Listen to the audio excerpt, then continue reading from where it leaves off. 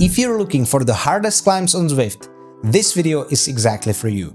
It doesn't matter if you are interested in pure length, relentless gradients or brutally steep sections. All of those ascents will put your legs to a really solid test. In this video we are going to rank the hardest climbs on Zwift in 3 categories. The climbs that have the most extreme sections, the climbs that are the steepest on their own, and the climbs that are simply the hardest in general. Let's do it! First up, let's talk about the climbs with the hardest sections. The sections where gradients spike to truly ridiculous levels.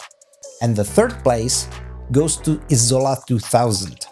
Now, this is a climb that is available only in the climb portal, and it is necessary to say it is a very difficult climb on its own.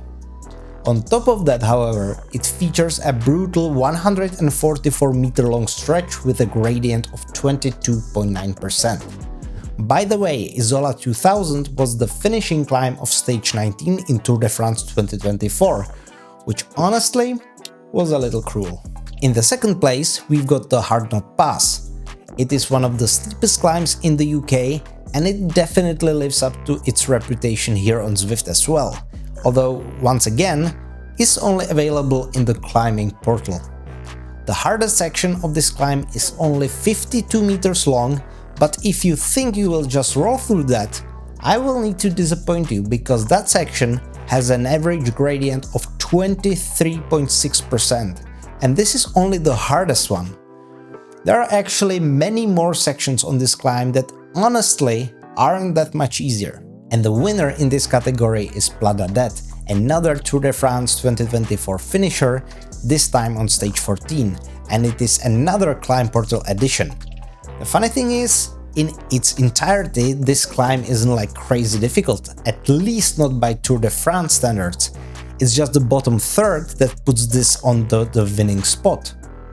That section is way steeper than the rest of the 12-kilometer climb, and there is a 62-meter long sector with an average gradient of 30%. Now, that isn't just steep, that's borderline insane. So those were the climbs with the most brutal sections, but what about the Zwift climbs that are the steepest in their entirety? We are going to jump right in, and the third place goes to another climb portal route called the Peak. By the way, if you are French or speak French, I'm truly sorry about my pronunciation. This climb is 2.2 kilometers long and it has an average gradient of 9.1%. I was actually thinking about putting up the Zwift on the third spot, because although its gradient is lower at 8.5%, it is much longer.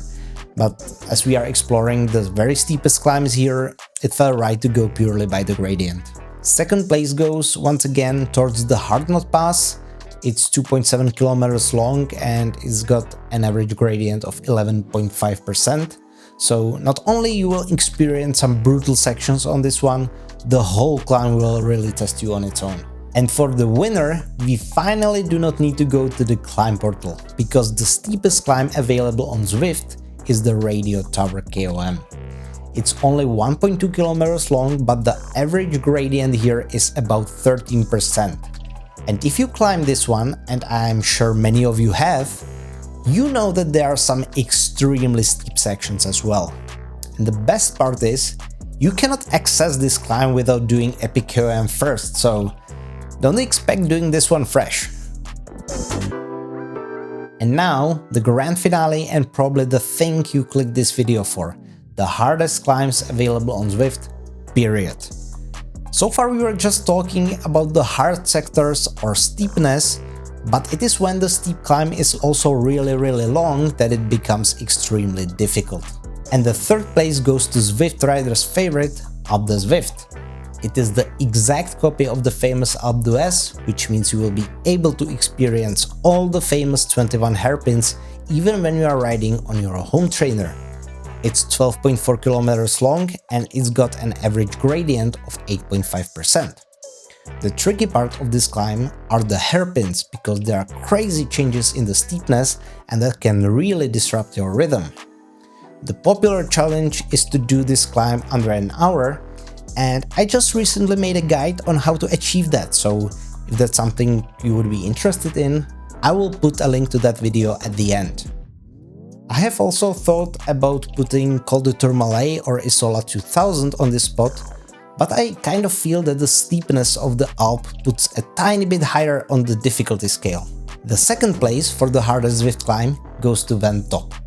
Similarly to Alp, this one is modeled after Mont Ventoux in France, and it is a climb that is going to get very popular on Zwift this summer because it's going to be the finishing climb of stage 16 of this year's Tour de France.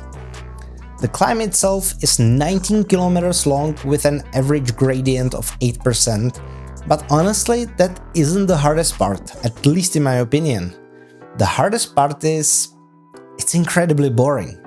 You are just climbing for long stretches of road without hairpins or major turns, and it gets really dull really soon. When you get closer to the summit it gets better, but even then, this is not an easy thing to ride. And for the overall winner, we need to go back to the climb portal, to Passo dello Stelvio, probably the most iconic and picturesque cycling climb in the world. Unfortunately, you won't get the beauty on the Zwift, but you will get the challenge. 23.4 kilometers with an average gradient of 6.5%. You will spend a lot of time there, guys, even if you are really strong. So those were the rankings, but you might be wondering, how accurate is the difficulty of those climbs compared to their real-world counterparts? I have actually tested exactly that on Alpe d'Huez and Alpe d'Huez, so if you are wondering about that, click this video right here, but before that, let me know in the comments if I missed any climb, and if you like this video, subscribe.